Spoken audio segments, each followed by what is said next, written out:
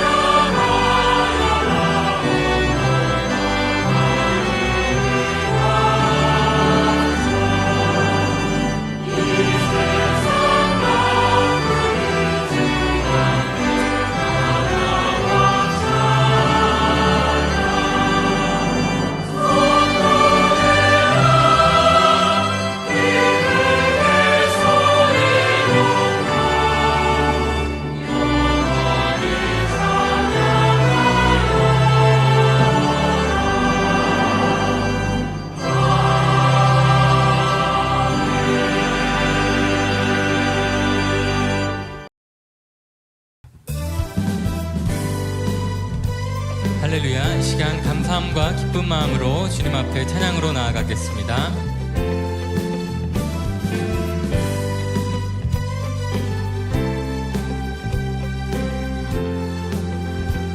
나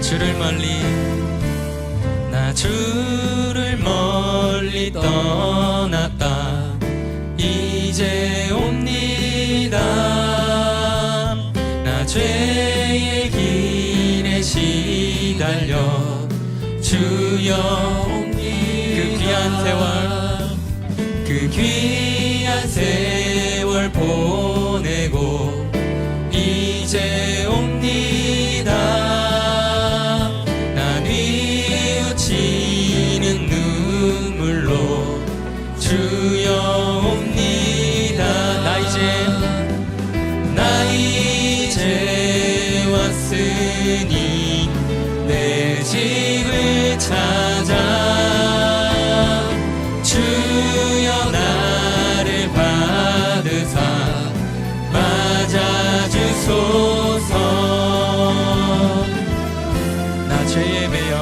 나 죄에 매여 고달파 이제 옵니다. 주 크신 사랑 받고자 주여 옵니다. 이 병든 마음을 고치려 이제 옵니다. 큰 힘과 소망 바라고 주여 옵니다.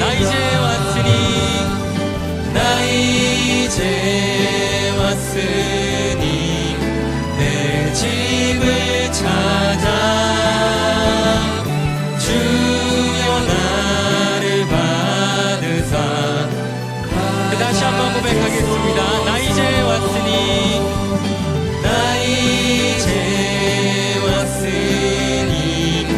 내 집을 찾아 주여 나를 받으사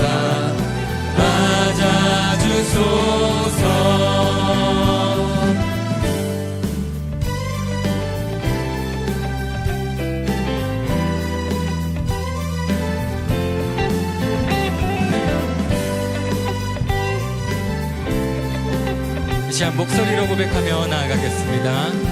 나 바랄 것이 무언가, 나 바랄 것이 무언가, 우리 주 예수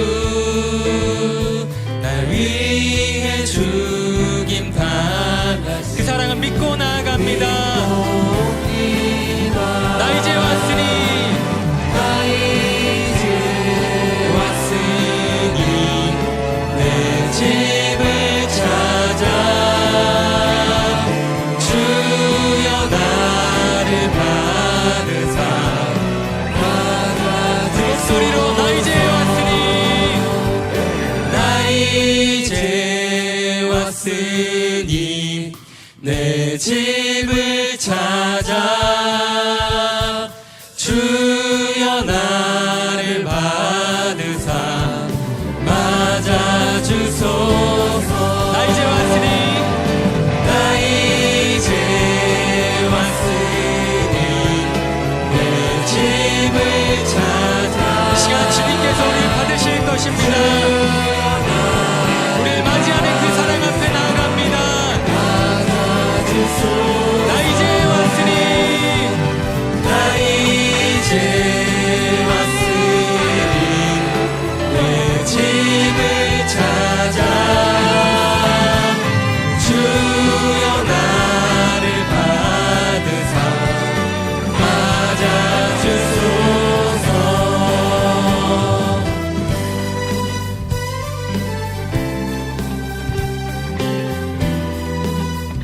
우리가 언제든 어디에 있든지 주님의 그 크신 사랑은 우리와 언제나 함께 하시는 줄 믿습니다.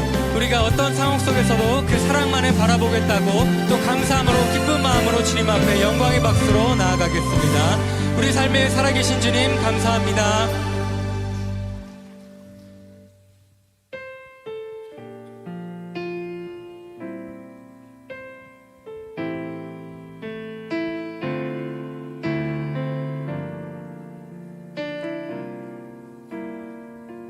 나의 소망 되신 주님,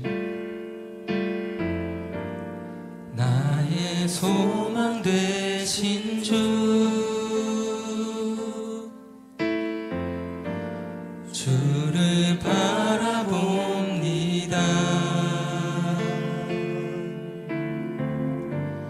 다시 오실 나의 왕 예수,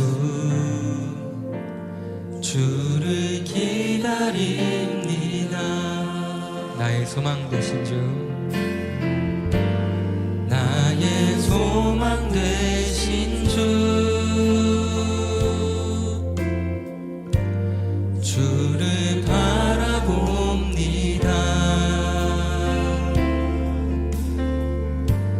다시 오실 나의 왕 예수, 주를 기다립니다. 밤이나 낮이나, 밤이나 낮이나, 어제나 오늘도 영원히 주만 찬양해.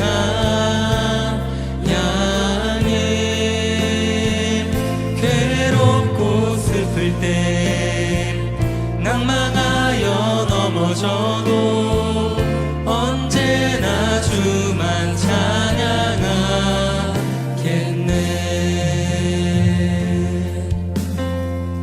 나의 소망 되신 주님, 나의 소망 되신 주, 주를 바라봅니다.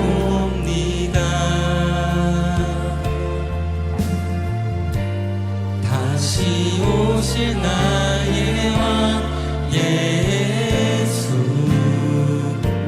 주를 기다립니다. 밤이나 낮이나, 밤이나 낮이나, 어제나 오늘도 영원히 주만 찬양해. 괴롭고 슬플 때 낭망하여 넘어져도 언제나 주만 찬양하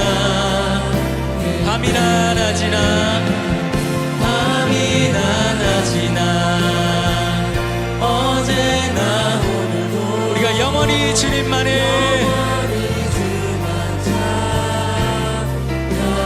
괴롭지라도 슬플지라도 우리는 언제나 주님만을 바라보겠습니다. 언제나 주만 찬양하 밤이나 낮이나 밤이나 낮이나 어제나 오늘도 영원히 주만 찬양해. 괴로울 때도 슬플 때에도 우리가 언제나 함께 하시는 주님만을 바라보겠습니다. 우리 다시 한번 믿음으로 고백하겠습니다. 밤이나 낮이나 어제나 오늘도 영원히 주만 찬양해.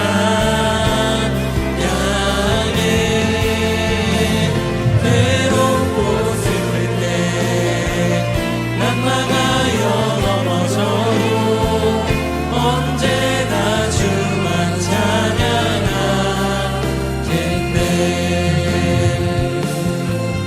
이 시간 함께 오늘들의 예배를 위해서 간절히 기도하며 나아가겠습니다.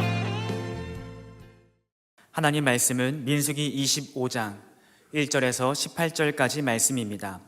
구약성경 239페이지입니다. 민수기 25장 1절에서 18절까지 말씀 제가 봉독하겠습니다.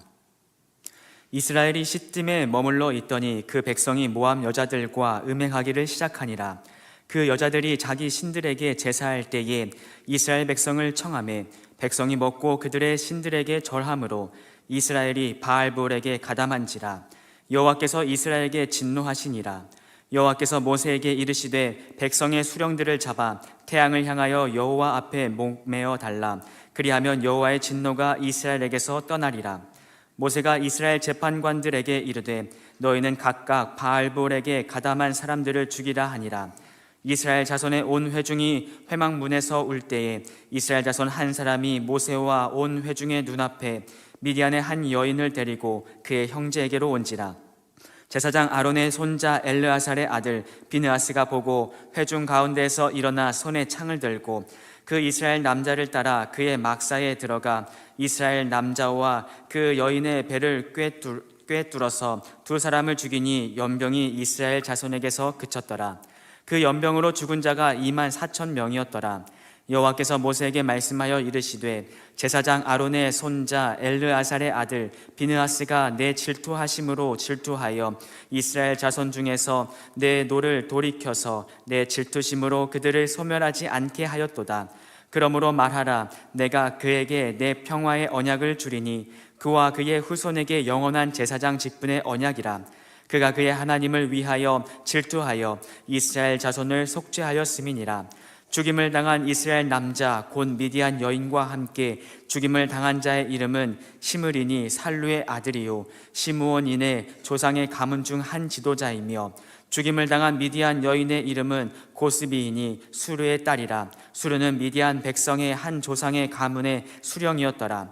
여호와께서 모세에게 말씀하여 이르시되 미디안인들을 대적하여 그들을 치라. 이는 그들이 속임수로 너희를 대적하되 부올의 일과 미디안 지휘관의 딸 곧 부올의 일로 연병이 일어난 날에 죽임을 당한 그들의 자매 고스비의 사건으로 너희를 유혹하였음이니라. 아멘. 이 시간 시온 찬양대에 찬송이 있겠습니다.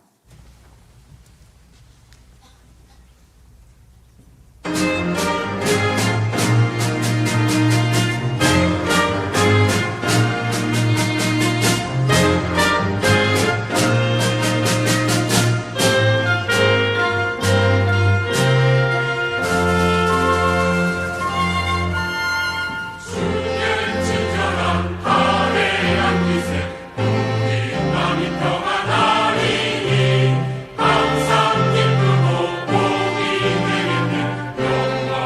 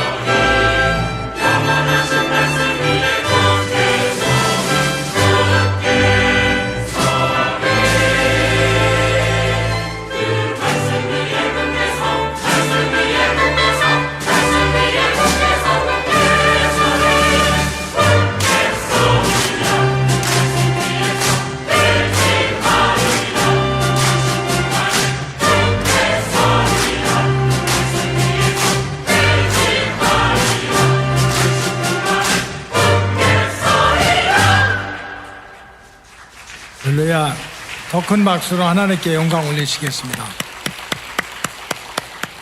자, 오늘은 민수기 강의 25번째 말씀으로 우상숭배를 끊어야 한다. 우상숭배를 끊어야 한다. 라는 제목으로 함께 은혜를 나누도록 하겠습니다. 여러분들이 교회에 와서 그 신앙생활 할 때 예수 믿고 이렇게 교회 와서 예배 드리고 할 때 여러 가지 이유가 있습니다. 물론 어제는 1년에 한 번씩 집사 이상의 임원들이 다 모여서 어제도 최소 500명 이상이 모여서 우리 1년 동안 우리 교회가 어떻게 목회를 해야 되는지 목회 세미나도 듣고 또 강사님을 모시고 말씀도 듣고 함께 기도하면서 2시간 30분 동안 임원 세미나를 했습니다. 물론 그 임원 세미나를 하는 동안 적어도 로고스 교회 집사니까 교회만 왔다 갔다 하면 어떡하냐, 하나님께 헌신하고 또 충성하고 그래서 한 영혼을 전도하고 땅끝까지 복음을 전하고 이런 사명을 감당해야 된다 하고 결단하고 기도하는 시간을 가졌습니다. 또 어려운 사람들을 구제하고 돌보는 일을 해야 된다. 그러나 이게 다 하나도 빠짐없이 중요한 일이지만 정말 내가 교회 와서 신앙생활하는 게 하나님만 기쁘시게 하고 하나님만 영광받게 한다면 얼마나 신앙생활이 허무하겠습니까? 물론 하나님께 헌신하고 충성하고 하나님을 기쁘시게 하는 거 다 좋은 일이지만 결정적인 이유는 그게 아니에요. 우리가 신앙생활하는 본심, 결정적인 이유는 잘 되기 위해서 신앙생활하는 거예요. 나 때문에 가정이 잘 되고 나 때문에 자녀가 잘 되고 나 때문에 나를 낳아주시고 길러주신 부모님들 건강하게, 어차피 육신으로는 한 번 이별하면 끝이요. 밥 한 숟갈 더 해드릴 수 없어. 그래서 내가 열심히 기도하고 잘 섬겨서 낳아주시고 길러주신 부모님들 장수하고 자녀들 때문에 행복하고 정말 다 잘 되기 위해서 신앙생활하는 게 본심입니다. 이 죄 많은 세상, 어둠이 눈에 보이지도 않는 악한 영들이 역사하는 이 세상에서 나 때문에 우리 가족이 구원받고 나 때문에 우리 가족이 행복해지고 이 복을 받는 것이 신앙의 목적이고 본질입니다. 그렇다면 우리가 신앙생활을 끝까지 잘해야 됩니다. 우리가 예수 믿는 것이 내 인생이 엉망진창이 되고 내 사업이 무너지고 인간관계가 다 깨진다면 당장에 때려쳐야 돼요. 근데 신앙생활은 잘 되게 하는 일이거든. 내가 잘 되고 가정이 잘 되고 생업의 터전이 잘 되고 건강이 잘 되고 아멘은 아무도 안 하고 잘 되는 일이라면 끝까지 잘 돼야 될 거 아니에요. 끝까지 잘 되기 위해서는 어떻게 해야 됩니까? 신앙생활을 끝까지 잘해야지. 특별히 우리 마음과 시선을 하나님께 집중해서 끝까지 하나님을 잘 섬기고 끝까지 하나님을 사랑하고 끝까지 하나님을 기쁘시게 하는 일에 최선을 다해야 될 줄로 믿습니다. 출애굽의 역사를 돌아보면 이렇습니다. 애굽에서 430년 동안 나라도 잃어버리고 채찍맞고 벽돌 찍고 무시당하고 이렇게 고통받던 이스라엘 백성들이 그 종살이에서 해방을 받았습니다. 애굽 땅에서 10가지 재앙 중에도 우박이 쏟아지고 깨구리가 난리치고 연병이 돌고 하는데도 하나님이 자기 백성을 지켜주시는 그 구원의 은총을 체험을 했고 세상에 동서남북이 꽉 막혔는데 앞으로 갈 수도 없고 뒤로 갈 수도 없는데 가로막힌 홍해가 갈라지고 그 엉망진창의 바닥이 그냥 마른 땅같이 대로가 열려가지고 하나님의 기적의 역사를 체험을 한 거예요. 광야에서 농사도 안 짓고 길쌈도 안 했는데도 하나님이 때마다 시마다 만나와 메추라기를 내려주셔서 그 일용할 양식 하루하루 굶어 죽지 않도록 책임져 주시는 하나님을 만났습니다. 그러면서 200만이나 되는 이스라엘 백성들이 광야 생활 40년을 버티면서 저기 하나님이 저 땅을 약속했으니까 저기가 구원의 땅이고 저기가 축복의 땅이니까 거기까지 가보자. 이렇게 고생하고 쓰러지고 넘어지면서 40년을 버티면서 약속의 땅을 향해 전진을 하고 있습니다. 물론 지나간 40년의 세월이 좋은 일만 어떻게 있었겠어요? 칭찬받는 일만 어떻게 있었겠습니까? 어떤 때는 40년 동안에 정말 감사와 기적이 차고 넘치는 때도 있었지만 원망하고 불평하다가 책망받고 불뱀에 물리고 또 하나님 앞에 그렇게 심판을 받는 그런 일이 얼마나 많았습니까? 그럼에도 불구하고 결론은 이스라엘 백성들이 그렇게 고생을 하고 잘 믿을 때도 있고 못 믿을 때도 있고 감사할 때도 있고 원망할 때도 있었지만 결국에는 출애굽 40년 만에 하나님이 약속하신 가나안 땅 문 앞에까지 이르게 되었습니다. 이제는 정말 요단강만 건너가면, 이제는 북쪽으로 올라가면, 조금만 넘어가면 하나님이 약속한 땅을 차지할 수가 있었습니다. 그러나 그것이 전부가 아니었어요. 고지가 바로 보이는데, 요단강만 건너가면 약속의 땅이 있는데, 이 경계선만 넘어가면 12지파 중에 장남인 르우벤 지파가 차지할 땅이 있는데, 그 바로 약속의 땅 문턱에서 이스라엘 백성들은 또 다른 세 가지의 큰 위기를 맞게 됐습니다. 첫째는 모세가 40년 동안 믿고 의지하던 정말 누나 미리암과 형을 잃어버리게 됐습니다. 민수기 20장에 보면 약속의 땅에 근접해 있던 신광야 가데스 바네아에서 두 사람을 다 누나도 형도 잃어버리게 돼요. 광야에서 애굽에서 나온 지 40년 만에. 민수기 20장 1절에 보니까 첫째 달에 이스라엘 자손 곧 온 회중이 신광야에 이르러 백성이 가데스 바네아에 이르러, 이제는 넘어가기만 하면 약속의 땅이야. 근데 미리암이 거기서 죽었다. 미리암이 누굽니까?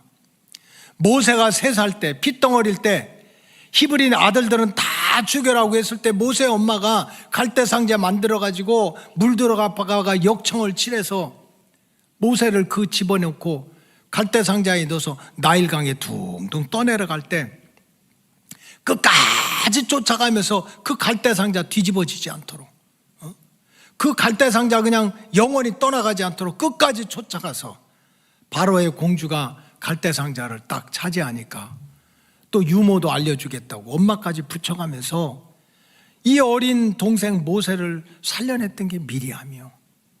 그러면서 40년 동안 정말 엄마가 하지 못했던 일을 그 누나가 다 옆에서 도와줬는데 그 미리암이 죽은 거예요. 얼마나 마음이 허전하겠어요.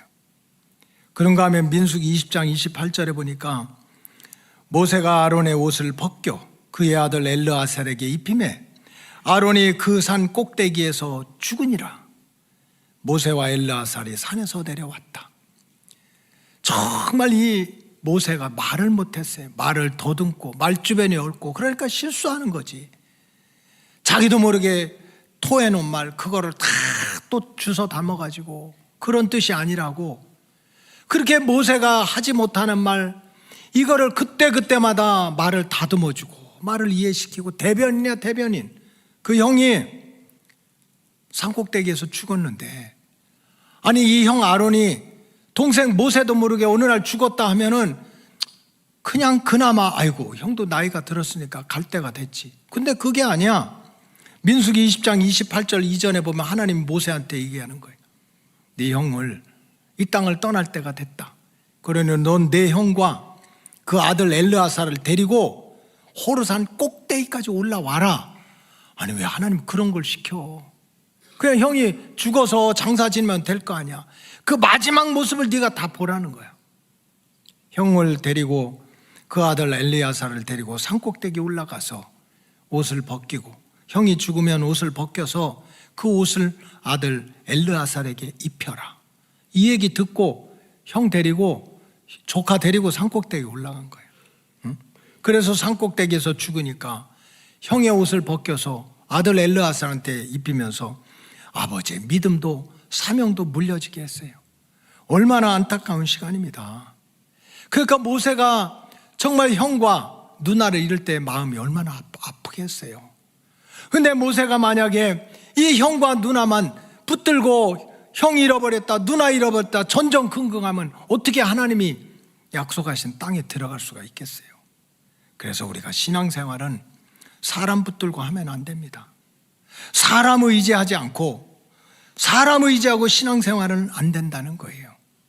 근데 여러분, 우리가 알다시피 우리 주변에는 별 사람이 다 있잖아요. 정말 내가 나일강에 둥둥 떠내려갈 때 뒤집어질까 제껴질까 죽을까 살을까 할 때 나를 살려주는 미리암 같은 그런 누나도 있고, 내가 말실수 다 하는 것마다 주워 담아주고 하는 그런 아론과 같은 형도 있지만 좋은 사람만 있습니까?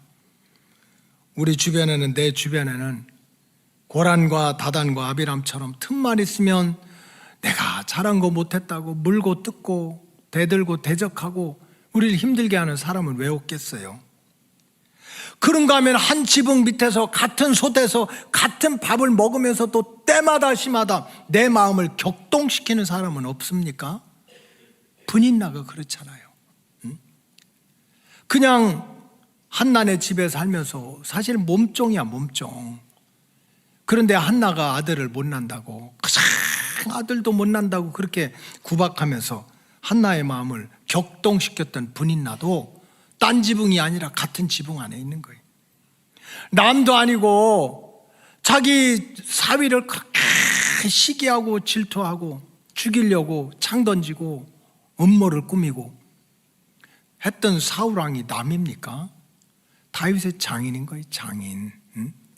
그래서 결국 우리 주변에는 정말 좋은 사람도 있고 따뜻한 사람도 있고 위로가 되는 사람도 있지만 결국 우리를 힘들게 어렵게 하는 이런 사람들도 있어요.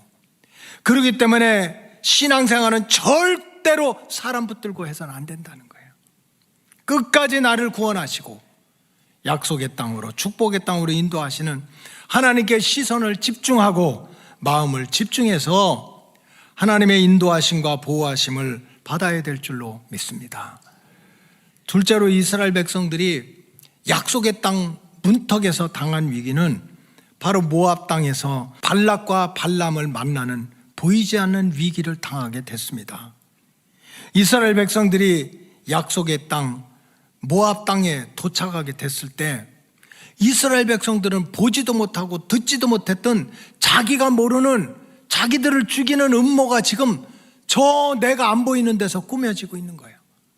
이스라엘 백성들이 애굽에서 나와서 광야 생활 40년 하다 북쪽으로 올라가서 요 모압 땅만 지나가면 약속의 땅에 들어가는데, 그 모압 땅에 들어가자마자 보이지도 않는 곳, 깨닫지도 못하는데 이 모압 왕 발락이 이스라엘 백성들이 자기 땅에 들어왔다고 하는 말을 듣고 나서 크게 고민을 하다가 그래서 안 되겠다 해가지고 두 가지 작전을 짠 거예요. 첫째는 지나가기만 해봐라. 칼과 창으로 무장해서 한 사람도 빠짐없이 다 죽이겠다. 근데 이스라엘 백성들은 몰라요. 모르는 거야. 내가 안 보이는 데서 나를 무너뜨리겠다는 세력이 있는 것도 모르고 그냥 모압 땅으로 이렇게 걸어가고 있는 거예요. 또 하나는 뭡니까? 이방 점쟁이, 또 무당, 이 발람에게 돈을 줘가지고 이스라엘 백성들을 입으로 저주하게 했어요. 여러분, 성경에 보니까 혀는 독이라고 그랬어요. 화살이라고 그랬어요. 말이 씨가 되고 정말 말이 우리를 살려내기도 하지만 말이 우리를 죽이는 거예요. 그래서 발람이라고 하는 무당에게 돈을 주어가지고 이스라엘 백성들을 입으로 저주하라는 거예요. 저 인간들 망해라, 저 인간들 죽어라, 이 땅 못 지나간다, 애굽으로 다시 돌아가라, 종살이 하라는 거예요. 그동안 얼마나 고생했냐, 40년은 얼마나 수고했냐, 이런 얘기가 아니야. 보이지도 않는 곳에서 망해라, 죽어라 하는 독화살을 쏘고 있는 그런 일을 지금 당하고 있는 거예요. 여러분, 이것이 어쩌면 우리가 사는 삶의 현실일 수도 있어요.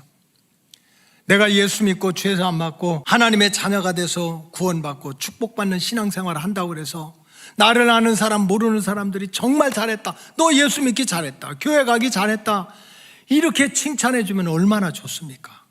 근데 세상은 그렇지 않은 거예요. 생각하지도 못했던 세상 권력이, 내가 알지도 못하고 눈에 보이지도 않는 어떤 자리에서는 어떻게든지 나를 무너뜨리고 나를 죽이려고 하고 내 것을 빼앗아 가려고 하는 눈에 보이는 들짐승과 보이지 않는 악한 영의 역사가 얼마나 많이 있습니까? 이것이 우리가 살아가는 삶의 현장입니다. 그렇기 때문에 구원받은 주의 백성들은 끝까지 창조주가 되시고 우리 인간의 생사화복을 주관하시고 길흉화복, 길한 것과 흉한 것, 화가 되는 것과 복이 되는 것을 분별해서 결정하시고 진행하시는 우리의 구원자가 되시는 하나님께 우리의 시선을 집중하고 우리의 마음을 집중해서 두 마음을 품지 말고 하나님의 보호하심과 인도하심을 받아야 될 줄로 믿습니다. 이스라엘 백성들이 약속의 땅, 이제 바로 눈에 보이는 약속의 땅 앞에서 맞이하게 된 세 번째 위기는 무엇입니까? 그건 오늘 말씀의 주제인 우상 숭배의 위기였어요. 오늘 본문에 보면 모압 땅에서 발락 왕이 칼과 창으로 너희들을 죽이겠다, 발람이라는 무당을 통해서 너희들을 독화살을 쏴서 저주해서 무너뜨리겠다는 그런 위기를 다 모면했습니다. 그걸 다 어떻게 해서 독화살에 맞지 않고 칼과 창에 죽지 않고 모압 땅에서 잠깐 동안 이제 편안하게 모압 땅을 지나가게 됐어요. 얼마나 감사한 일입니까? 그런데 이제 모압 땅에 잠깐 머물면서 이 모압 땅을 편안하게 지나가겠다 했는데 이스라엘 백성들이 전혀 다른 일 때문에 이 모압 땅에서 연병에 걸려가지고 전염병에 걸려서 24,000명이 죽는 재앙을 만났어요. 이 모압의 왕 발락이 칼을 휘두른 것도 아니고 발람 무당이 독화살을 쏴서 저주한 것도 아닌데 이스라엘 사람들 자기들이 뭔가 잘못해가지고 하루 동안에 24,000명이 죽는 재앙을 만났어요. 그 일이 무엇인가 했더니 바로 우상 숭배의 문제였어요. 이스라엘 백성들이 모압의 평지에서 요단강 동편 시딤에 머무는 동안 백성 중에 일부가 이 모압의 여성들, 남자들이 이 모압의 여자들을 보고 갑자기 마음이 움직인 거예요. 너무 예쁜 거예요. 그래서 이 이스라엘 남자들이 모압의 여자들과 음행하고 모압의 여자들과 사랑하고 결국은 많은 이 모압 땅에 머물면서 모압의 여자들과 결혼을 하게 됐습니다. 결혼. 민수기 25장 1절에 보니까 이스라엘이 시딤에 머물러 있더니 그 백성이 모압 여자들과 음행하기를 시작하니라. 여기서 음행이라고 해서 죄졌다 이렇게 생각하면 안 돼요. 결혼하기를 시작했다는 거예요. 여러분, 지금도요, 유대인들은 보통 키가 작아요. 얼굴은 하얗고 머리는 까맣고 대개는 키가 작아요. 그래, 베버리 힐스나 뉴욕이나 LA나 유대인들이 모여있는 거리를 지나가면 저는 괜찮아요. 이 키 가지고도 키가 죽지 않아요. 그 사람들은 작아. 지금도 작아. 얼굴은 하얗고 머리는 까맣고. 그런데 모압, 지금으로 말하면 이란이라든지 이런 요르단이라든지 이런 사람들은 기골이 장대하잖아요. 여리고에 살던 가나안 사람 얼마나 큰지 막 거인이라고 그랬잖아. 그러니까 이 조그마한 유대인들이 지금으로 말하면 요르단이나 이런 데 여성들 막 키가 크고 인물이 좋고 눈이 부리부리하고 하니까 거기에 다 마음이 쏠려가지고 그 이방 여자들하고 결혼을 한 거예요. 그러면 이 유대 남자들이, 이스라엘 사람들이 이방 여자와 결혼을 했기 때문에 연병이 돌아서 24,000명이 죽었습니까? 그건 아니에요. 성경에 보니까 이방인이면서 여인이면서 축복받은 사람들이 얼마나 많은데, 라합은 어떻습니까? 이방인이야. 직업은 세상에서 무시받는 기생이었어요. 그런데도 어느 순간에 하나님 만나가지고 자기 손자가 왕이 되는 축복을 받지 않았습니까? 룻도 마찬가지예요. 룻도 다 이방인이야. 이방인하고 결혼했기 때문에 이스라엘이 하루에 24,000명이 죽는 그런 심판을 받은 것이 아닙니다. 문제는 이방 여자와 결혼한 것이 문제가 아니고, 이방 여자가 이스라엘 남자들하고 결혼할 때 자기 집에서 섬겼던 온갖 크고 작은 나무로, 돌로, 종이로, 쇳덩어리를 만드는 우상단지들은 다 주물주물 가지고 온 거야. 결혼할 때 몸만 온 것이 아니라 우상 형상들을 다 가지고 온 거예요. 그리고 이 결혼하게 되면 남자들은 자기 부인한테 꼼짝을 못 하잖아. 시키는 대로 하잖아요. 앉으라면 앉고, 일어나라면 일어나고, 먹으라면 먹고, 아멘 하세요. 그래야 가와만사성 아니야? 민수기 25장 2절에 보니까 그 여자들이 자기 신들에게 제사할 때에, 여기 이스라엘 백성이 누구냐면 남편들이야.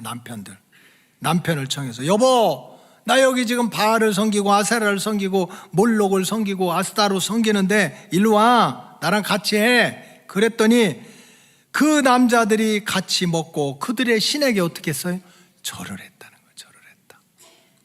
이방 여자와 결혼한 게 죄가 아니고 이방 여자들이 두루두루 싸운 그 우상 딴지들한테 절을 했고, 3절에 보니까 이스라엘의 남편들이 바알 부올에게 가담을 했다, 등록을 했다는 거야. 바알 부올은 부올이라고 하는 지역의 바알 신이야. 바알 신, 그 지역의 신 이름 앞에 자기 이름을 올려놨다는 거예요. 그 부올에 있는 바알 신은요, 바알의 뜻은 내 주인이다, 내 남편이다, 나를 부자로 만들고 나에게 축복의 비를 주는 신이다. 잘생겼습니다. 잘생겼어. 그래서 그냥 그 부올에 있는 바알 신에게, 하나님을 믿는 하나님의 아들들인데도 나 당신을 믿겠다고 걷다 등록을 하고 온 거예요. 그래서 하나님께서 진노해가지고 하루에 24,000명이 연병에 걸려서 죽는 심판을 내렸습니다. 여러분, 우상이라고 하는 게 뭘까? 우상, 사전적인 의미로 우상의 우자는 짝우, 짝은 비슷하다 그런 뜻이에요. 여러분, 가방도 진품이 있고 비슷한데 진품이 아닌 걸 뭐라고 그래요? 짝퉁이라고 그러잖아요. 짝퉁, 그거예요. 짝우. 그래서 뭐 날일, 일자는 날이고 달월, 월은 달을 뜻한다 하는 것처럼 한자에는 앞에 뜻이 있잖아요. 그래, 우는 짝우, 비슷한데 진짜가 아니야, 그런 뜻이고, 또 다른 말로는 허수아비우라고 그래요. 허수아비우. 허수아비는 멀리서 보면 참 모자도 쓰고 뭐 삿갓도 쓰고 곰방대도 물고 바람이 불으면 펄럭거리기도 하지만 가보면 가짜잖아, 사람이 아니잖아. 이게 허수아비우, 짝우야. 결국 사람처럼 보이지만 사람은 아닌 거, 이게 허수아비우야. 상은 형상, 모양, 사람처럼 보이지만 진짜 사람이 아닌 형상, 이런 거예요. 이게 우상을 합쳐내면 사람이 만들어서 사람처럼 보이지만 실제로는 사람이 아니다. 시작. 해보세요. 시작. 그거예요, 그거. 사람이 만들었지만 사람처럼 보이지만 실제로 사람은 아니야. 이게 우상이라는 거예요, 사전적인 의미로. 그러면 성경에서 말하는 우상은 뭡니까? 신처럼 보여, 앞을 봐도 뒤를 봐도 신처럼 보이지만 실제로는 신이 아닌 것, 이게 우상인 거야. 허수아비가 사람처럼 보이지만 사람이 아닌 것처럼, 신처럼 보이지만 정교하게 만들고 위험 있게 만들고 그럴듯하게 만들고 나무로 만들고 흙으로 만들고 돌로 만들고 부적같이 종이다 만들고 철로 만들어 놓은 형상이지만 실제로는 신이 아니라는 거예요. 허수아비 신이라는 거예요. 허수아비. 비나이다 비나이다 하고 아침 저녁으로 물 떠놓고 빌지만 우리 인생의 생사화복을 주관하지도 못하고 길흉화복을 주관하지도 못하고 구원과 축복의 길을 열어주지 못하는 가짜신, 허수아비 신을 성경에서는 뭐라고 그래요? 우상이라고 그래요. 우상. 근데 애굽에서 나와가지고 그저 하나님밖에 없다고, 하나님이 살려줬다고, 하나님이 먹여줬다고, 하나님이 도와줬다고, 그러나 하나님 신앙을 가지고 있던 이스라엘 백성들이 모압 땅 시딤에 와서는 이방 여자들과 사랑하고 결혼하면서 허수아비 신, 이렇게 생명을 주지도 못하고 뺏지도 못하는 허수아비 신, 세상 우상을 섬기다가 하나님께로부터 큰 심판을 받았다는 내용입니다. 사실 하나님을 믿던 이스라엘 백성들이 애굽에 살 때도 그렇고 약속의 땅을 향해 전진할 때도 주변에는 수많은 신들이 있어요. 수많은 신들, 마음을 사로잡고 우리의 시선을 사로잡는 그런 수많은 신들이 많았습니다. 예를 들어 바알은 아까 얘기했지만 가나안 사람들이 가장 많이 섬기는 게 바알이야. 바알의 뜻은 나의 주인, 나의 남편, 이런 뜻이에요. 비를 가져다주고 폭풍을 가져다주고 우리를 부자 되게 만들고 농사 잘 짓게 만드는 게 바알이야. 그런가 하면은 아세라 신이 있거든요. 너무너무 이쁘게 돼 있어요. 그림이, 조각도 그렇고. 그런데 이 아세라는 바알 신의 아내인데 다산의 여신이야, 다산. 그래서 애가 없는 여자가 그 아세라 신 앞에 가서 비나이다, 비나이다 하면은 1년에 하나씩 애를 낳아. 다산의 신이야, 다산의 신. 제가 지난주에 제자 훈련을 했는데, 그래서 이렇게 조별 모임을 하는데 어떤 집사님이 그러는 거, 목사님 우리 교회에서 신앙생활 잘해서 전도사가 되는 게 영적으로 승진한다고 그러더라고요. 사실은 얼마나 어려운 건데 그렇게 영적으로 딱 전도사 되고 승진하려면은 기준이 아주 높더라고요. 그래서 왜 그래요 하고 물었더니 최소한 애는 셋은 낳아야 되나 봐요 그러더라고요. 근데 나는 그건 생각도 안 했어요. 그래서 가만히 보니까 진짜 강은지 전도사님 아들 셋, 강소연 전도사님 딸 하나에 아들 둘, 그 다음에 우리 박정민 집사님 아들 셋. 어떻게 다 다산의 여왕들이야? 그래서 얘기도 안 했는데, 야, 우리 로고스교에서 전도사님 하려면 애를 많이 낳아야 된다고 그래서, 그 말도 맞다 그랬어요. 그 말도 맞다. 여러분들 정신 차리고 빨리빨리 노력들 하시기 바래요. 그래서 참 이 다산은 옛날에는 축복의 상징이야. 뭐 농사 짓고 유목하고 나라 지키는데 백성이 없으면 어떡합니까? 우리나라가 앞으로요, 그 전기차 만드는 사람이 누구죠? 전기차.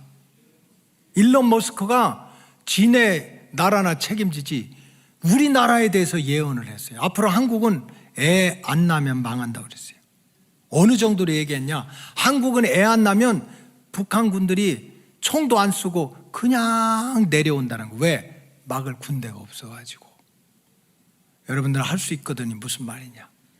내게 능력 주시는 자 안에서 내가 모든 것을 할 수 있느니라. 아브라함의 아나 사라를 생각하고 다산의 여왕들이 되시기 바랍니다. 이게 애국이야, 애국. 근데 이건 지금뿐만 아니라 그런 유대 구약 시대도 자식이 없으면 안 되니까. 그래서 그냥 아세라 섬기고, 아스타롯은 전쟁의 신이고, 그 다음에 그모스는 성경에 다 나와 나라를 지켜주는 신이고, 또 바알 세부분 병을 고쳐줘. 그래서 이스라엘 백성들이 애굽에서 나와서 가나안 땅에 가보니까 정말 하나님은 저 높은 곳에 계셔 눈에 안 보이는데, 손에 안 잡는데 가보니까 막 그림으로 그려놓고 나무로 깎아놓고 이거 섬기면 부자 되고 이걸 붙잡으면 병 낫는다니까. 다 그냥 그 호소아비아 같은 실제 신이 아닌 그것에 매달리고 붙들려 있었어요. 근데 여러분, 이거는 이스라엘 사람들의 만의 문제가 아닌 거지. 우리 조상들도 하나님을 모를 때, 바로 우리 부모 세대, 할머니 세대는요, 수십 가지의 그런 신들을 섬기고 살았어요. 신들을 섬기고 살았어. 그래서 그냥 저 세상에는 옥황상제가 있다고 그래서 그저 동쪽에 있다고 동쪽에다 청수통 놓고 그냥 옥황상제님 그저 그냥 가능하면 이제 이렇게 사람 데려가는 거 누구지? 이렇게 사람 저승사자는 가능하면 천천히 보내달라고, 그저 천천히 보내주시고 천천히 보내주시고, 그저 와서 데려가려면 내 남편이나 데려가시고 이렇게 막 저 옥황상제한테 그렇게. 왜냐하면 인간이 기륭화복 생사화복을 옥황상제가 주관한다. 그러니까 어떤 사람은 북두칠성에다 이걸 칠성신이라고 하거든요. 우리 수명을 길게 하고 복을 준다고 그래서 이렇게 북두칠성 보고 맨날 푹 치면서 그냥 우리 수명 길게 해달라고. 1월 성신의 해와 달을 보고 이렇게 신으로 섬기고, 바다나 강가에 사는 사람은 용신을 섬겨가지고 고기 잡으러 갈 때 깃대 세워놓고 용한테 다 그냥 명태 말린 거 갖다 놓고 그러고서 용신을 섬겼어. 우리 지켜달라고. 산에 가면 누가 계시죠? 산신령이 계시잖아. 수염 이렇게 길고. 금도끼가 어딨냐, 은도끼가 어딨냐. 그래서 다 신들이 우리 인생을 주관한다고 그랬습니다. 성주신이라고 했어요. 성주신. 성주신은 뭐냐면 우리 집안을 평안하게 하는 수호신이야. 근데 자꾸 가정에 우한 질고가 생겨, 병이 생기고, 자식이 말 안 듣고, 남편이 속색이고, 그렇게 하고 막 시부모 사이에 너무 갈등이 많으면 다른 게 아니라 이 성주, 집안을 지켜주는 수호신이 승질이 났다는 거야. 그러니까 무당이 와가지고 다 이렇게 보고 이거는 지금 성주신이 승진이 났으니까 성주신을 풀어드려야 된다. 잘 잡숫게 하고 해가지고 풀어드리는 게 성주풀이 아닙니까? 이게 다 그렇게 나온 거예요. 그런가 하면 조왕신이 있어요. 조왕신. 조왕신은 부엌신이야. 부엌이 얼마나 중요합니까? 거기서 음식 만들어서 다 그냥 남편들, 자식들, 다 부모, 자식 섬겨야 되잖아. 그래서 옛날 부엌에 가면 한쪽 구덩이에 항아리 넣어놓고 그 각종 곡식 마른 거, 오곡, 백과 마른 것들 거기다 넣고 그냥 이거 먹고 우리 부모님 건강하게 해주시고 우리 자녀들 건강하게 해달라고. 그게 조왕신입니다. 그런가 하면 애 잘 크게 해달라고 섬기는 신이 삼신할머니야. 삼신할머니. 그 삼신할머니가 애 안 아프게 해달라고. 그러니까 그냥 아침 저녁으로 신을 섬기는 거지. 그것만 있습니까? 지금은 화장실이 다 이거 하면 한 100개도 더 해야 되는데 신이 얼마나 많아요.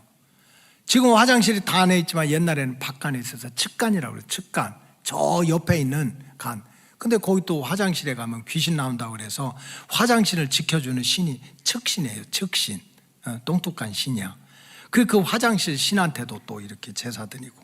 터줏대감이라고 있어요. 어느 동네에서 오래 살고 말빨이 있으면 이 마을에서 저분이 터줏대감이야. 그 말이 어디서 나옵니까? 땅을 지키는 신이 따로 있는 거예요.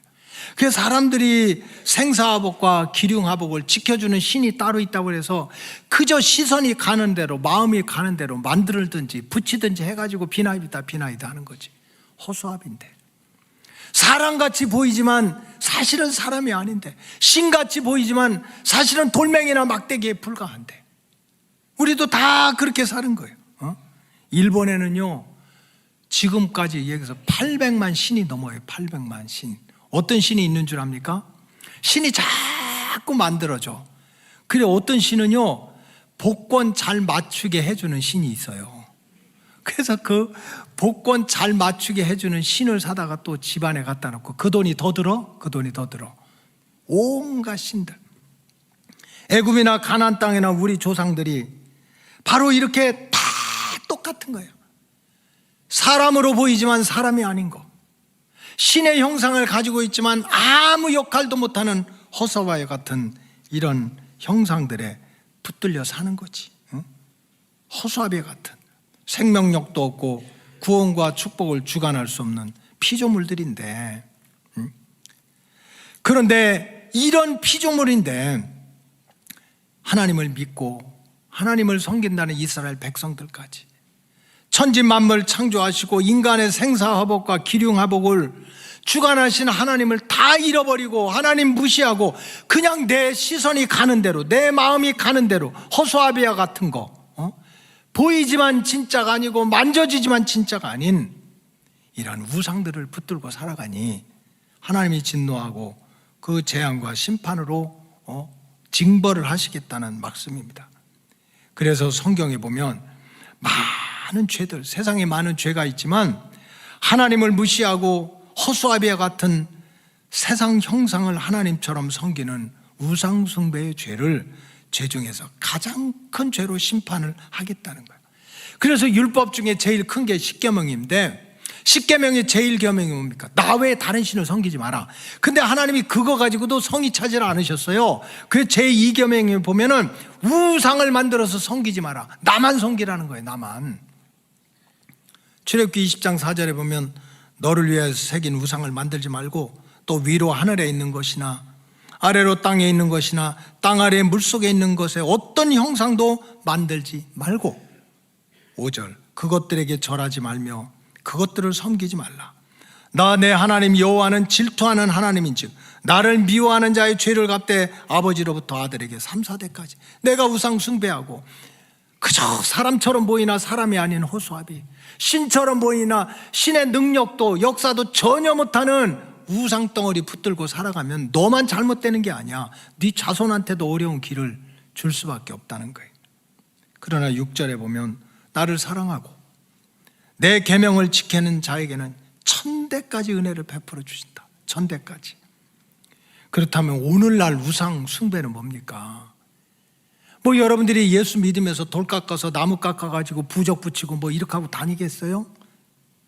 오늘날의 우상 숭배는 당연히 눈에 보이는 우상 숭배 그것도 포함되지. 우리나라 큰일 났어요. 대학교 앞에 가면 맨 점치는 데고 수호신이라고 깎아서 달랑달랑 붙이고 다니게 하고, 그리고 웬 공영방송에서 점쟁이들 무당들 다 해놓고 누가 나가 잘 맞히나 뭐 이런 대회하고 앉았고, 이게 다 허수아비 신들인 거예요. 허수아비 신들. 근데 성경에서 말하는, 오늘날 정말 말하는 우상은 뭐냐? 그건 하나님보다 더 사랑하고 하나님보다 더 붙들고 사는 것, 이게 우상이라는 거예요. 또 만져지고 느껴지고 보여지는 게 아니라 내 시선이 가는 대로 그거에 붙들리고 내 마음이 가는 대로 그거에 붙들려서 하나님을 잃어버리면 그게 우상이라는 거예요. 때로는 그것이 재물일 수도 있어요. 때로는 그것이 내 사업일 수도 있어. 때로는 그것이 세상 즐거움일 수도 있고, 때로는 그것이 내 가족이고 내 자녀일 수도 있어요. 중요하지 않은 게 어디 있어요? 다 중요하지. 그러나 그것 때문에 하나님을 잃어버리면, 그것 때문에 하나님 무시하면 그게 바로 허수아비를 붙들고 있는, 아무것도 할 수 없는 것을 붙들고 있는 우상 숭배나 마찬가지라는 거예요. 이런 세상적인 육신적인 우상 숭배, 마음의 우상 숭배, 그저 눈에 보이는 대로 시선이 가는 대로 붙들리는 거지. 자식 귀하지 않은 사람이 어디가 있겠어? 그냥 내 자식 잘 돼야지, 내 자식 잘 키워야지. 어제 강사님도 그런 말씀 하시더라고. 정말 어려운 게 그 지역에서 너무나 가난한 사람들이 모인 교회에서 그저 죽어라고 개척하다 보니까 자녀를 어떻게 키운지도 몰랐는데 지내놓고 보니까 다 하나님이 키워주셨다는 거예요. 알고 보면 하나님도 자녀가 키워주고 사업도 자녀가 키워주고 먹고 사는 것도 자녀가 키워줬는데, 그냥 내 마음속에 귀하지 않은 게 어디가 있어. 근데 그거에 꽉 붙들려가지고 내 마음속이 그냥 내 자녀 잘 돼야지, 내 물질 잘 돼야지, 내 건강 잘 돼야지. 그거 하나님이 안 계시는 거야. 그게 우상덩어리라는 거지. 이런 우상덩어리 끊어내지 못하면 결국은 행복이 아니라 불행이 찾아오고 축복이 아니라 심판을 찾아온다는 게 오늘 본문의 내용이에요. 그래서 우리 로고스 가족들은 그저 시선 눈에 가는 대로 그냥 그거 붙잡으러 쫓아가다 하나님 잃어버리는 우상, 마음속에 걱정과 근심으로 꽉 차 있는, 그래서 하나님 잃어버리는 마음의 우상, 이거를 버리고 끊어내고 마음과 정성을 다해서 하나님을 섬기는 일에 최선을 다해서 시선을 하나님께 집중하고 때마다 시마다 창조주가 되시고 구원자가 되시는 하나님께 마음을 집중하시기를, 그래서 하나님의 인도하심과 하나님의 보호하심을 받으시기를 주의 이름으로 축복합니다.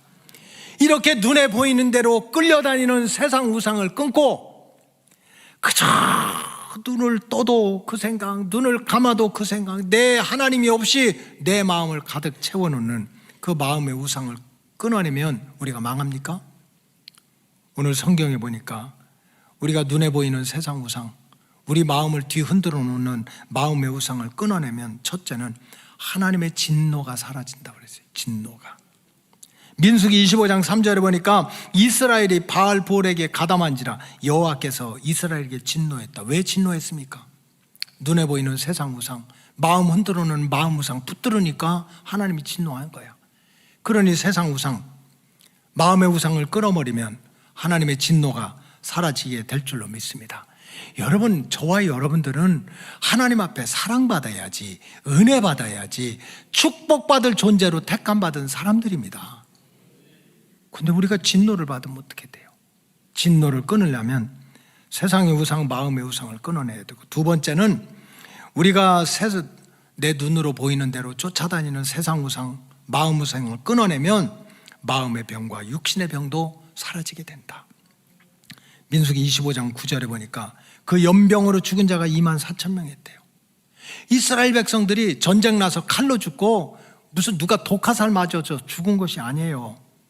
이방 여자를 통해서 들어온 세상의 우상, 눈에 보이는 대로 쫓아가고 마음이 흔들린 대로 흔들리다가 하나님을 잃어버리니까 결국은 마음의 병, 육신의 병이 인생을 끝내게 만들었다는 거예요. 여러분, 이런 마음의 병과 육신의 병을 이기려면 어떻게 해야 됩니까? 치료하시는 하나님, 고장난 것을 고쳐주시는 하나님, 그분께 마음과 시선을 집중하시기 바랍니다. 세 번째로, 우리가 눈에 보이는 세상 우상과 마음을 흔들어내는 마음 우상을 끊으면 평안과 안식을 하나님이 주시겠다고 그랬어요. 민수기 25장 12절에 보니까 이렇게 나왔어요. 그러므로 말하라. 내가 그에게 내 평화의 언약을 주리라. 이스라엘 백성들은 어느 순간 깨닫고 회개하고 눈에 보이는 세상 우상, 마음을 흔들어 놓는 가족도 중요하고 자녀도 중요하고 건강도 중요하고 다 중요하지 안 중요한 게 어딨어. 근데 그거 붙들려 살다가 하나님 다 잃어버리는 게 마음 우상이야. 이거 버리면 망합니까? 아니지. 하나님께서 평안을 주시겠다. 하나님께서 안식을 주시겠다고 말씀하고 계신 거예요. 결론적인 말씀은 뭡니까? 우상 숭배를 끊으라고 하는 것은 수천 년 전 이스라엘 백성들한테만 해당하는 말이 아닙니다. 오늘 사는 우리들에게도 똑같은 경고의 말씀이자 또 축복의 말씀이 됩니다. 우상 숭배는 단순히 눈에 보이는 것이 전부가 아니라고 그랬어요. 지금도 내 시선이 가는 대로 끌려다니고 내 마음을 사로잡은 대로 그저 눈을 감아도 그 생각, 눈을 떠도 그 생각, 그러면서 하나님을 잃어버리면 그게 우상인 거야. 하나님 무시하고 하나님보다 더 귀하게 여기는 세상 우상, 마음의 우상, 이거를 성경에서는 우상이라고 하는데, 이런 우상 숭배의 죄를 이기고 하나님이 주시는 은혜와 축복을 누리기 위해서는 모든 시선을 하나님께 집중해야 되고 모든 마음을 하나님께 집중해야 된다는 거예요. 왜 목사님은 계속 하나님께만 집중하라고 그래? 왜 하나님께만 마음을 두라고 그래? 왜 그런 줄 압니까? 하나님이 어떤 분인지를 알아야 돼요. 출애굽의 역사를 보니까 하나님은 우리의 고통과 고난과 부르짖음과 근심을 외면하는 분이 아니세요. 왜 우리가 시선을 하나님께만 돌리고 왜 시선을 하나님은 질투하는 하나님인 것처럼 느끼고 하나님께만 마음을 집중해야 되느냐? 하나님은 내 인생에 무관심한 분이 아니야. 출애굽기 3장 7절에 보니까 여호와께서 이르시되 내가 애굽에 있는 내 백성의 고통을 분명히 보고 그들이 그들의 감독자로 말미암아 부르짖음을 듣고 그 근심을 알고, 하나님은 어떻게 했어요? 네 인생 네 거야. 네 인생 네 거니까 네 인생 네가 해결해. 저 높고 높은 곳에서 배부르고 등 따시게 하나님이 계셨습니까? 하나님은 그런 분이 아닌 거예요. 우리의 고통을 보고 우리의 부르짖음을 듣고 우리의 근심을 안고 그 저 높고 높은 보좌에 앉아 계신 게 아니라 8절에 보니까 따라서 내가 내려가서 가만히 안 계신 거야. 내려가서 그들을 애굽인의 손에서 건져내고 그들을 그 땅에서 인도하여 아름답고 광대한 땅, 젖과 꿀이 흐르는 땅으로 내가 인도하리라. 네 걱정, 근심, 네 인생 네 거니까 네가 해결해. 이런 분이 아니세요. 저 높고 높은 보좌에서 버선발 벗어던지고 내려와가지고 우리를 축복의 땅으로 인도하겠다는 분이 하나님이야. 그분께 집중해야지. 마음도 집중하고 시선도 집중해야지. 그럴 때 우리가 영도 살고 육도 사는 거 아닙니까? 여러분, 우리가 우상 숭배를 이겨내고 보는 대로 쫓아가고 그냥 마음이 흔들린 대로 해서 하나님을 잃어버리지 않고 은혜와 축복을 누리기 위해서 왜 우리가 하나님께 집중해야 됩니까? 하나님은 한반 택한 백성, 자기가 구원하기로 작정한 백성은 절대로 포기하지 않는 분이에요. 절대로 포기하지 않아. 우리나라에 3세번이라는 게 있거든요. 3세번, 3번. 너 3번 얘기해서 안 되면 꼴밤이다. 하나, 둘, 셋, 꼴밤. 근데 3세번이 우리나라만 있는 게 아니에요. 아랍에도 있어요. 아랍 문화에도. 뭐 내가 예전에 설교 한두 번 했지만은 아랍의 민화에 이런 게 있습니다. 낙타 타고 간 신부라는 얘기가 있어요. 어떤 신부가 얼굴 한번 보지 못했는데 이제 아버지가 결혼하라고 그래서 결혼을 한 거지. 그 아랍에도 금혼식이 있어. 결혼 50년이 되면은 한지 다 가족들 친척들이 모여서 잘 살았다고 정말 축복해주는 금혼식이 있어요. 그 어느 마을에 금혼식이 있는 거야. 그 사람들이 다 축복해주고 뭐 나이 30 가까이 늦게 결혼해가지고 나이 80이 돼서 50년을 살았으니 얼마나 잘 사는 거야. 그게 다 축하해주고 묻게 된 거지. 할머니는 어떻게 해서 그렇게 남편을 만나가지고 50년 동안이나 이렇게 행복하게 살 수 있었냐고. 그랬더니 그 할머니가 낙타 얘기를 하는 거예요. 옛날에 내가 얼굴도 못 봤는데 아버지 엄마가 결혼하라고 그래서 그 사람하고 결혼했는데 그 낙타를 타고 이제 신혼여행 가는 거지. 딴딴따단 딴딴따단 하고 가는데 이 낙타가 가다가 갑자기 벌떡 뛰어가지고 신랑 신부가 땅바닥에 떨어진 거예요. 그러니까 이 신부가 신랑 얼굴로 딱 보니까 얼굴 하나 찌푸리지 않는 거예요. 세상에. 성질 나요 안 나요? 나잖아. 근데도 얼굴 하나 찌푸리지 않고 싹 낙타 옆에 가더니 귀에다 대고 한번 이렇게만 얘기하더래. 그러고 나서 또 낙타를 타고 신랑 신부가 딴딴따단 하고 걸어가는데 얘가 좀 돌았나? 낙타가 또 펄떡 뛰어가지고 이번에는 그냥 또랑청에 신랑 신부가 다 빠져버린 거예요. 그런데도 남편이 승질 하나 안 하고 XYZ 욕도 안 하고 이건 완전히 진짜 성인 군자를 만난 거야. 조군자는 저리 가라. 완전히 성인 군자를 만난 거야. 그런데 승질 한 번도 안 내고 이 남편이 낙타 머리대에 대더니 2번 이렇게만 얘기한 거예요. 그리고 다시 낙타를 타고 신나게 딴딴따단 딴딴따단 하고 걸어가는 거지. 근데 또 낙타가 얘가 진짜 발떡 떠가지고 이번에 신랑 신부가 또 나가 떨어진 거야. 그런데도 소리 한 번 안 지르는 거야. 그리고 낙타한테 가가지고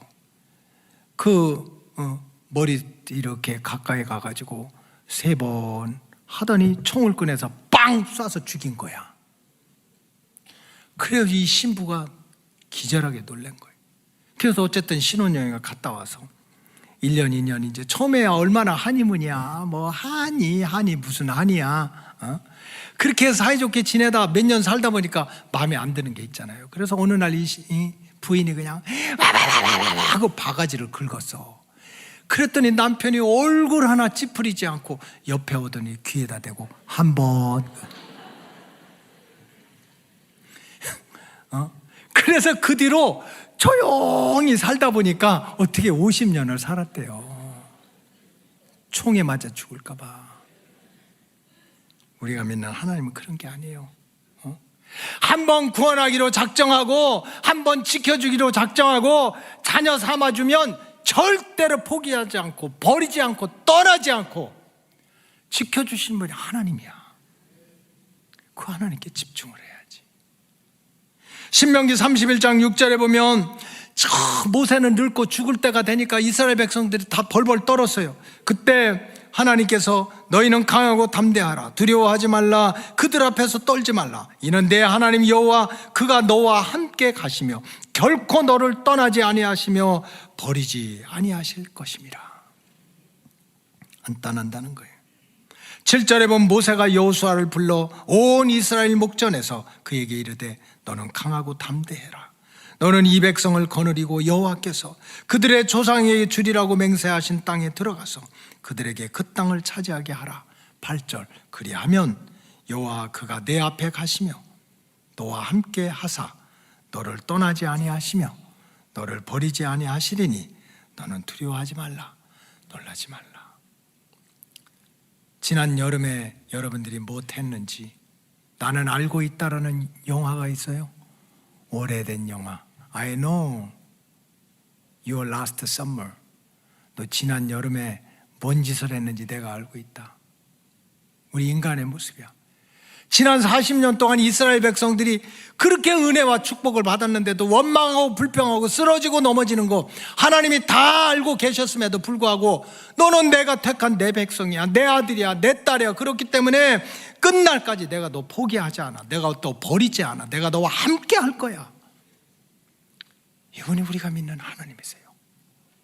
그 하나님께 시선을 집중하고 그 하나님께 마음을 집중해서 호수아비와 같은 인간, 호수아비와 같은 신에 붙들리지 말고 하나님이 주시는 은혜와 축복 가운데 승리하며 살아가시기를 주님의 이름으로 간절히 축복합니다.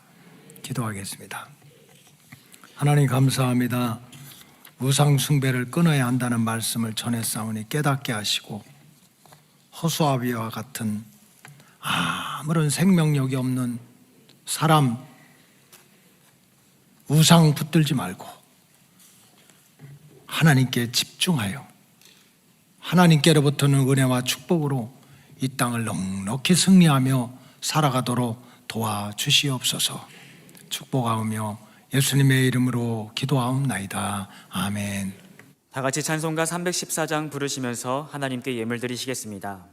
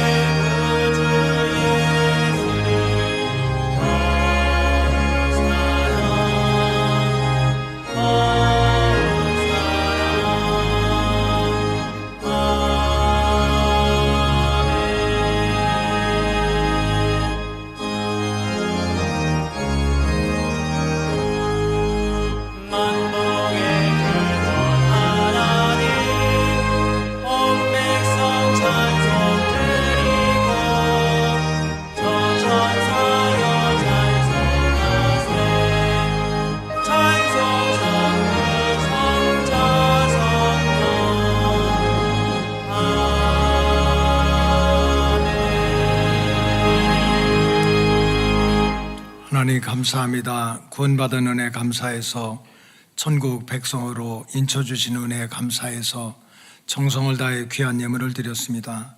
하나님 기뻐 받아주시고 정성스러운 예물과 함께 드려지는 마음의 소원과 기도의 제목이 하늘의 보좌를 움직여서 응답되는 축복의 통로가 되게 주시옵소서. 무엇보다도 여기 고개 숙인 당신의 귀한 백성들, 눈에 보이는 것들에 붙들려 살지 말게 하시고 마음을 흔들어 놓는 일에 붙들려 살지 마시고 오직 시선을, 마음을 하나님께 집중하여서 하나님이 책임져 주시는 복된 삶을 이 땅에서부터 누리게 하여 주시옵소서. 동서남북 흩어져 있는 로고스 오이코스 가족들, 해외에 있든지 지방에 있든지 군복무 중에 있든지 몸이 아파 병상 중에 있든지 주님이 늘 찾아가서 만나주시고 만져주셔서 치유와 회복과 승리의 기쁜 소식만 전해지게 하여 주시옵소서. 또 지난 주간 개업을 한 사랑하는 아들, 딸의 가정을 축복해서 물질적으로 복을 받아 가정이 행복하고 또 하나님께 귀하게 쓰임받을 수 있도록 은혜 베풀어 주시옵소서. 기도의 응답을 받고 감사의 조건을 찾아서 성전을 층층이 아름다운 꽃으로 단장하고자 드려지는 예물과 봉사하는 손길을 기억하시고 하나님 복을 내려 주시옵소서. 축복하오며 예수님의 이름으로 기도하옵나이다. 아멘. 광고 말씀드리겠습니다. 주님이 주시는 참된 평안이 함께 하시길 기도합니다. 2026-1 새가족반 모임 2주차가 오늘 오후 4시에 있습니다. 제1기 제자훈련반이 목요일 오전과 저녁에 있습니다. 2월 월삭 가족기도회가 2월 7일 토요일 새벽 5시 20분에 있습니다. 설 명절 연합 추모 예배가 2월 7일 토요일에 있습니다. 1층 사무실에 신청해 주시기 바랍니다. 청년부 LTC 모임이 2월 7일 토요일 저녁 7시에 있습니다. 2026년 2월 브릿지 사역부 모임이 오늘 사부 예배 후에 오후 1시 30분에 있습니다. 2026 신천 임원 취임 축하 예배가 다음 주일 저녁 예배 시에 있습니다. 예행 연습이 다음 주일 오후 5시에 있습니다. 신천 임원은 정장을 착용해 주시기 바랍니다. 2월 전교인 금요 찬양 집회가 2월 13일 금요일 저녁 8시 30분에 있습니다. 청년부 인도네시아 단기 선교가 2월 15일부터 21일 토요일까지 진행됩니다. 단기 선교를 위해 기도해 주시기 바랍니다. 기관 활동과 교우 동정은 주보를 참고해 주시기 바랍니다. 다 같이 자리에서 일어나셔서 2월의 찬송 주가 보이신 생명의 길 찬송하시겠습니다.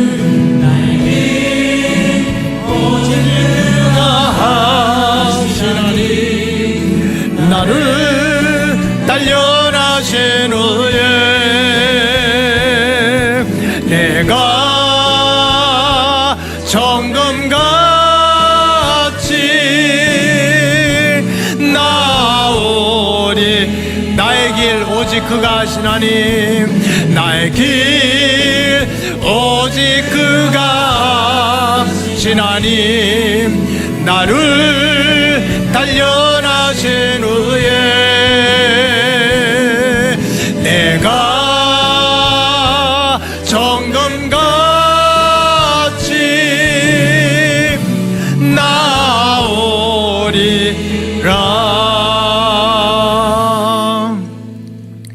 교회의 머리가 되시며 구원자가 되시고 다시 오실 예수 그리스도의 은혜와 하나님 아버지의 변함없는 사랑과 성령님의 깨닫게 하시고 동행하시는 은혜가 여기 고개 숙인 당신의 귀한 백성들과 가정에서 함께 예배하는 로고스 오이코스 가족들 위해 지금부터 영원토록 함께 하옵시기를 간절히 축원하옵나이다. 아멘.